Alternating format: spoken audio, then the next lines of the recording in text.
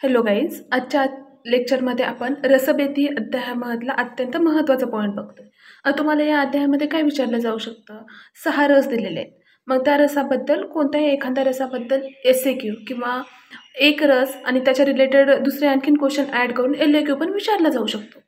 मग कोणताही रस आला तर तुम्हाला तो कोणत्या पद्धतीने लिहायचा आहे हे आज आपण बघणार आहोत. आता 6 रस आहेत, 6ला 6 रस लेक्चरमध्ये कव्हर करणं हे तर शक्य नाही आहे.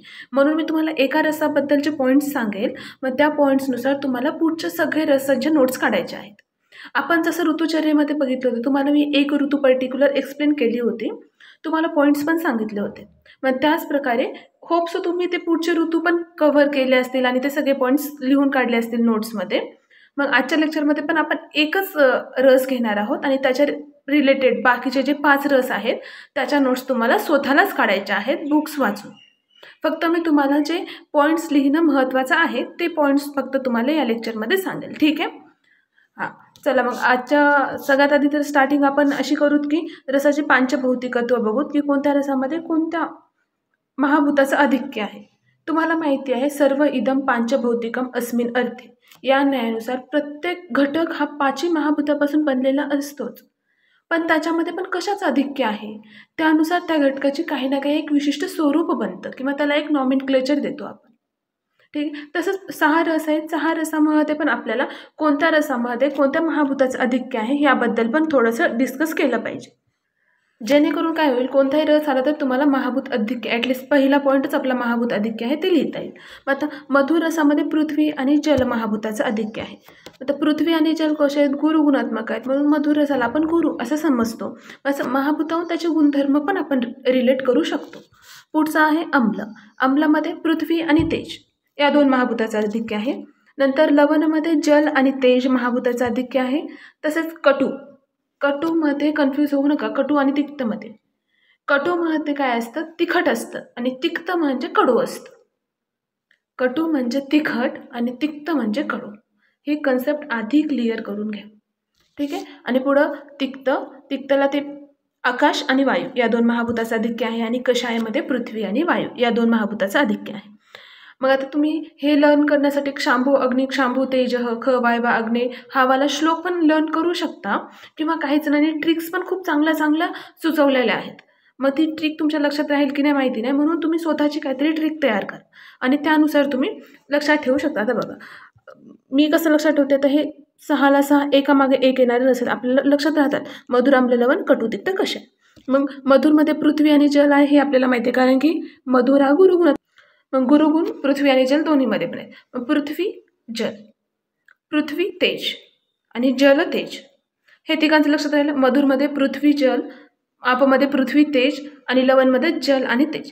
तर बघा आम्लद्रव्य तुम्ही जेव्हा जिभेवर ठेवता तेव्हा एकदम तुम्हाला चर झाल्यासारखं भाजल्यासारखं वाटतं. एकदम क्षणिक असतं ते, पण भाजल्यासारखं वाटतं.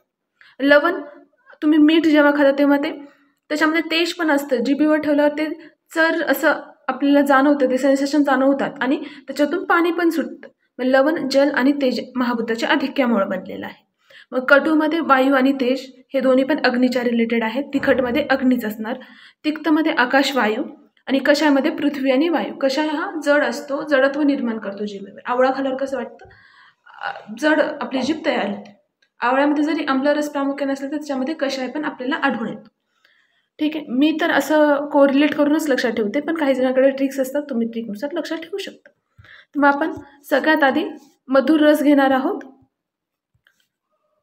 हां, तुम्हाला कोणकोणते पॉईंट्स लिहायचे हे आधी क्लिअर करून घ्या. तुम्ही जवळ नोटबुक आणि पेन असेल तर त्याच्यावर लिहा. कोणताही रस आला तरी पहिला पॉईंट पांचभौतिकत्व लिहायचं त्याचं. नंतर त्याचं एक उदाहरण लिहायचं. 1, 2, 3 तुम्हाला जितके आठवतात तितके उदाहरण लिहा. मग ते उदाहरण डेली लाईफमधले असू दे किंवा कोणत्या वनस्पतीचे असू दे ते उदाहरण लिहायचे आहेत. नंतर लक्षणे लिहायचे आहेत. प्रत्येक रसाचं काही ना काही विशिष्ट लक्षण असतं, ते लक्षण तिथं लिहायचं आहे तुम्हाला. मग ते रस खाल्ल्यानंतर किंवा रसाचं सेवन केल्यावर शरीरामध्ये काय काय हितकर बेनिफिशियल आहे ते लिहायचे आणि अति प्रमाणात सेवन झालं काय उपद्रव किंवा कोणते व्याधी निर्माण होतात हे पण तुम्हाला तिथं लिहायचं. 5 पॉईंटमध्ये लिहायचं आहेत. पांचभौतिकत्व, उदाहरण, लक्षण, हितकर आणि अतिसेवनाचे उपद्रव. ठीक आहे? तर मधुर रसाचे तुम्हाला पांचभौतिकत्व आतापर्यंत पाठ झाला असेल. पृथ्वी आप मी याच थोड्या लेक्चरमध्ये खूप वेळेस म्हटले. मग मधुरचं पृथ्वी आप. ठीक आहे? तर पुढचं आहे उदाहरण. दूध, जिवंती. जिवंती हे जीवनीय गणामधला वनस्पती आहे आणि फणस. मग याच्यापैकी तुम्हाला दूध लक्षात राहत असेल तर दूध जरी लक्षात ठेवलं तरी चालेल. उदाहरणामध्ये दूध, जिवंती आणि फणस. आणि उदाहरण लिहिलं म्हणजे काय होतं माहिती आहे का, उदाहरण जेव्हा माहीत असतं तेव्हा आपल्याला त्याची लक्षणे पण थोडी थोडी कळायला लागतात. तुम्हाला मी कोरिलेट करून सांगेल पुढे, तेव्हा तुम्हाला लक्षात येईल. बघ, हे झालं महाभूत अधिक उदाहरण झालं. आता मधुर रसाची लक्षणे काय आहेत त्यांनी श्लोक सांगितलेला आहे. ज्यांना श्लोक पाठ होतो त्यांनी श्लोक करायचा आहे, नाही होत त्यांनी सरळ वही पेन घ्या, मी जे पॉईंट सांगते ते सरळ पॉईंट नोट करा आणि सरळ लिहा. ठीक आहे. बघा आता श्लोक. तेषां विद्यात रसम स्वादो वेयोक्त्र अमनुलिंपते अस्वाद्य मानो हि देयसे गृह्लानो अक्षप्रसादनः प्रिय पिपीलिका दिना. तेषां विद्या रसम स्वादो म्हणजे त्या रसाचं सेवन केल्यावर काय होतं, वक्त्रम अनुलिंपते म्हणजे जो रस सेवन केला असता संपूर्ण मुखाला लेपन करतं. तुम्ही आता बघा, साधी साखर जरी तोंडात टाकली तरी पूर्ण तोंडाला आपल्याला एक आतून लेपन झाले अशी जाणीव निर्माण होते. मग मधुर रस सेवन केल्यानंतर लेपन, पूर्ण मुखाला लेपल्यासारखे वाटते. तसेच अस्वाद्य मानही देह असे रुल्लादन आणि अक्षप्रसाद. रुल्लादन म्हणजे काय, शरीराला ताजेपणा येतो. आपण बघा एखाद्यामध्ये विकनेस जाणवली तर आपण लगेच त्याला काहीतरी गोड तोंडात टाकतो. ते तोंडात गोड का टाकतो, कारण की त्याला लगेच तरतरी आली पाहिजे. मग रुल्लादनचा अर्थच आहे तजेदारपणा येईल. आणि अक्षप्रसाद म्हणजे जे काही पंच इंद्रिय आहेत त्या इंद्रियांचं प्रसादन करणं, त्यांच्या कार्याला उत्तेजित करणं. ओके. आणि प्रिय पिपिलादिका म्हणजे जो मुंग्या इत्यादी कीटक यांना पण प्रिय आहे असा तो मधुर रस. ज्यांना श्लोक पाठ होतो त्यांनी पाठ करायचा आहे, ज्यांना नाही त्यांनी वही पेन लिहा, मी जे पॉईंट सांगते ते लिहून घ्या. पहिला पॉईंट, जो रस खाला असता पूर्ण मुखाला लेपन करतो. दुसरा, तजलदारपणा आणतो, इंद्रियाचं प्रसादन करतो आणि जो मुंग्या इत्यादी कीटकांना प्रिय आहे. अशा 4 पॉईंटमध्ये तुम्हाला मधुर रसाची लक्षणे लिहायची आहेत. ओके. तर हे झाले लक्षणे. आता आपल्याला हितकर, मधुर रस कसा हितकर आहे, त्याचं सेवन केल्यामुळे आपल्याला शरीरावर काही काय चांगले परिणाम दिसतात हे आपल्याला बघायचं आहे. आता हा श्लोक बघितला की सगळेजण एकदम घाबरून जातात की एवढा मोठा श्लोक करायचा का मॅम, किंवा तुम्ही श्लोकच घेताय. नाही बाळांनो, तुम्हाला डबल सांगते, श्लोक करायची गरज नाही आहे. मी जे तुम्हाला पॉईंट सांगते ते पॉईंट जरी तुम्ही वहीवर लिहिले तरी सफिशियंट आहेत. ओके. फक्त मी श्लोक याच्यासाठी घेते की तुम्हाला एक कॉन्फिडन्स आला पाहिजे की मी जे लिहितो ते श्लोकामधलंच लिहितो. भले श्लोकामध्ये संस्कृत देऊ द्या, तुम्ही मराठीतून लिहा. ठीक आहे. आता बघा, अजन्मसात्म्य कुरुत. अजन्मसात्म्य म्हणजे काय, जो पालकांना पण प्रिय आहे आणि वृद्ध व्यक्तींनाही प्रिय आहे. म्हणजे जन्मल्यापासून जो मृत्यूकडे जात आहे त्यालाही प्रिय आहे. अजन्मसात्म्य कुरुत. धातूनां प्रबलम बलम म्हणजे तो सप्त धातूंना बल निर्माण करून देतं. पहिला पॉईंट काय झाला, अजन्मसात्म कुरुत असल्यामुळे धातूंना बल निर्माण करून देतो. तसंच बाल, वृद्ध, क्षतक्षीण, वर्ण, केश, इंद्रिय आणि ओज या सगळ्यांसाठी तो हितकर आहे. कोणाकोणासाठी, बालकांसाठी, वृद्धांसाठी, क्षतक्षीण म्हणजे ज्याचं शरीर जास्त काम करून क्षीण झालेलं आहे अशा व्यक्तीसाठी पण, तसेच वर्ण्य आहे, केश, इंद्रिय आणि ओज या सगळ्यांसाठी हितकर आहे. हा तुमचा काय झाला, दुसरा पॉईंट झाला. तर तिसरा पॉईंट बघा, प्रशस्त ब्रहणम कंठम स्तन्य संधान कुरुत. तो काय करतो, ब्रहणाचं कार्य करतो. तसेच कंठासाठी, तुमच्या गळ्यासाठी हितकर आहे. तुम्ही बघा, आपण जेव्हा भजनाला वगैरे गावाकडे जातात तेव्हा गावाकडे भजन कीर्तन असतात मंदिरामध्ये, तेव्हा ते जे गाणारे आहेत किंवा भजन कीर्तन करणारे ते गुळाचा खडा सोबत ठेवतात. ते गुळाचा खडा कशासाठी ठेवतात, किंवा ते कंठासाठी हितकर असतं म्हणून. तसेच स्तन्य संधानकृत, स्तन्य निर्माण करणारा आहे आणि संधान करणारा आहे गुरु आहे. श्लोकांची फोड करून वाचायला शिका. एकाच लाईनमध्ये किती सांगितले बघा, ब्रहण करणारा, कंठाला हितकर आहे, स्तन्यकर आहे, संधानकर आहे आणि गुरु आहे. आणि आता चौथ्या लाईनमध्ये काय सांगितलं, आयुषो जीवनम स्निग्धम पित्त अनिल विषाप्र. पित्त अनिल, अनिल म्हणजे वात, माहिती आहे तुम्हाला, विष. पित्त वात विष यांचा नाश करणारा आहे आणि जीवनीय आहे, स्निग्ध गुणात्मक आहे. तुम्ही आता बघा, सिंपल साखर, गूळ किंवा दुधाचं एक्झाम्पल पुढे ठेवून तुम्ही लिहू शकता मधुर रसाचे हितकर लक्षणे. बघा, दूध कसं असतं, साती धातूंचं वृद्धी करणार आहे, बलवान आहे, बल निर्माण करतं शरीरामध्ये.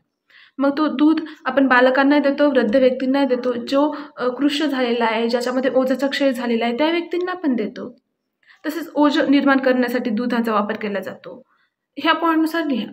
मग पहिला पॉईंट तुमचा काय, धातूंना बल प्रदान करतं. दुसऱ्या पॉईंटमध्ये बालक वृद्ध, कोणाकोणासाठी हितकारी सांगितले, बालक वृद्ध क्षेतक्षीण झालेले, तसेच व्रण केश इंद्रिय आणि ओज या सगळ्यांसाठी हितकर आहे. नंतर पुढच्या पॉईंटमध्ये ब्रहण करणारा, कंठ्याला हितकर, स्तन्य निर्माण करणारा आणि संधानकर सांगितले. आयुष्य प्राप्त करून देणारा म्हणजे जीवनीय आहे, स्निग्ध आहे आणि पित्त, अनिल आणि विष या तिघांचाही नाश करणारा आहे. अपह म्हणजे नाश करणारा आहे. ठीक आहे, हे श्लोक झाला. पण तुम्हाला जर श्लोक पाठ होत नसेल तर सरळ तुम्ही 4 ते 5 पॉईंटमध्ये मराठीतून अर्थ लिहू शकता. मी ते पण सांगितलं की कसं लिहायचं ते. ओके, हे झालं हितकर कसं आहे. मग आपल्याला पुढे बघायचं मधुर रसाचं अतिसेवनाने काय उपद्रव होतात.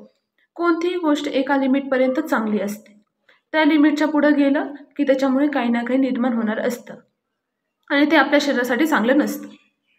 ओके, मग मधुर रस पण जितकं हितकारक आहे तितकं जर त्याचं अतिसेवन झालं तर बघा, लहान बालक वगैरे फक्त मधुर रसाचं सेवन करतात, की पोळीला तूप आणि साखर लावून देणं किंवा भात दूध साखर खाणं. हे चांगलं आहे का, कितपत चांगलं आहे. हां ठीक आहे, एका लिमिटपर्यंत चांगलं आहे, पण त्याच्यासोबत दुसऱ्या रसांचं पण सेवन झालं पाहिजे, षड्रसात्मक आहार असला पाहिजे असं सांगितलं. जरी मधुर रसाचे इतके गुणधर्म असले तरी त्याचे काही ना काही अतिसेवनाचे उपद्रव पण आहेतच. मग आता बघा, उपद्रवामध्ये काय सांगितलं त्यांनी, काही डिसीजचे नावं सांगितले डायरेक्ट त्यांनी. कुरुते अतिउपयोगेनं म्हणजे जास्त उपयोग झाल्यानंतर तो मेद धातू, मेद हा कफासोबत मिश्रित होतो आणि स्थौल्य, अग्निमांद्य, गंड, अर्बुद यासारखे व्याधी निर्माण करतो. उपद्रवामध्ये त्यांनी काय सांगितलंय, मेद हा श्लेष्म म्हणजे आपल्या कफासोबत एकत्रित होऊन अतिस्थौल्य, अग्निमांद्य, संन्यास, मेह, गंड, अर्बुद यासारखे व्याधी निर्माण करतात. त्या प्रत्येकांचा अर्थ काय, स्थौल्य म्हणजे आपल्याला माहिती आहे कार्श स्थौल्य, कार्शाच्या अपोजिट स्थौल्य किंवा ज्यांची जाडी वाढते, ज्यांच्यामध्ये मेदधातूचा जास्त संचय झालेला असतो असा. अग्निमांद्य पचन व्यवस्थित होत नाही. संन्यास, मोह, मूर्छा यांचाच एक प्रकार आहे. तसेच मेह, गंड आणि अर्बुद, अर्बुद म्हणजे कॅन्सरसारखे डिसीज पण होऊ शकतात जेव्हा मधुर रसाचं अतिसेवन होतं तेव्हा. तर ह्याच्यामध्ये किती बघा, जितकं चांगलं आहे मधुर रस तितकेच त्याचे उपद्रव पण आहेतच. म्हणून नेहमी लक्षात ठेवायचं, कोणत्याही गोष्टीचं हे लिमिटमध्ये सेवन केलं पाहिजे. होप्स तुम्हाला इथपर्यंत समजलं असेल. इथे आपला मधुर रस संपतोय आणि याप्रमाणेच तुम्हाला सगळ्या रसांचं लिहायचं. सगळ्यात आधी तुम्ही काय लिहिणार, पांचभौतिकत्व लिहिणार, नंतर दुसऱ्या पॉईंटमध्ये उदाहरण लिहिणार, नंतर त्याची लक्षणे लिहिणार जी तुम्हाला या श्लोकामध्ये सांगितलेली आहेत. तसंच पुढे तुम्ही त्याचं काय इफेक्ट होतो शरीरावर तर हितकर लक्षणे लिहिणार आणि पुढे अतिसेवनाने होणारे उपद्रव पण लिहिणार आहात. ठीक आहे, अशा प्रकारे तुम्हाला आम्ल, लवण, कटू, तिक्त, कषा या 5 रसांचं करायचं. आणि आपला जो काही ग्रुप आहे संहिता अध्यायांचा त्याच्यावर याच्या नोट्स प्रॉपर काढून टाका.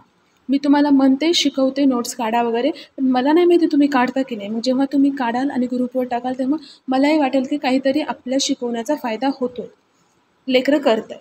ठीक आहे, तर मग आपण इथेच थांबूया आणि पुढच्या सगळ्या रसांच्या तुम्ही नोट्स स्वतःहून काढणार आहात आणि ग्रुपवर टाकणार आहे.